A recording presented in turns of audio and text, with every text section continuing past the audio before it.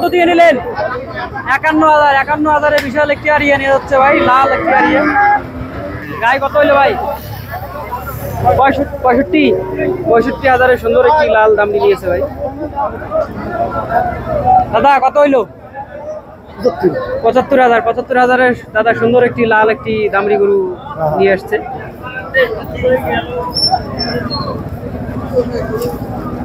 অনেকেই গরু ক্রয় করতেছে, অনেকে আবার গরু আর কি বাজার খারাপের কারণে গরু ফেরত নিয়ে যাচ্ছে।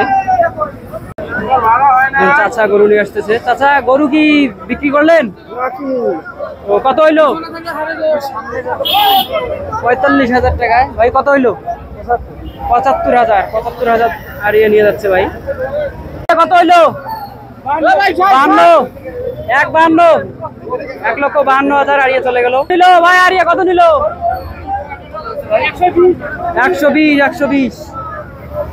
বাছুর কত হইলো ভাই? ৪৩,০০০। ভাই কত হইলো? ৫৬। বাছুর কত হইলো? ও বিক্রি করতে নিয়ে আসছে, অনেকে গরু ফেরত নিয়ে যাচ্ছে। ভাই কত নিল? ১,২২,০০০। লাল একটা দামড়া চলে গেল। কত নিল গরু? কত হইলো ভাই? বিক্রি হয় নাই। বাজারের অবস্থা খুব খারাপ, অনেকে গরু ফেরত নিয়ে যাচ্ছে। গরু কত দিন নিলেন? ৭২,০০০ টাকা। মাত্র ৭২,০০০। সুন্দর একটা গরু পাইছেন ভাই, লাল রংটা অনেক সুন্দর, মাংস অনেক ভালো হবে। চাচা গরু কত নিল? গরু কত নিল? ৭০,০০০। ৭০,০০০ একটি গরু নিল। কত? ৪৫,০০০। কত নিল গরু? ১০০। ১,০০,০০০।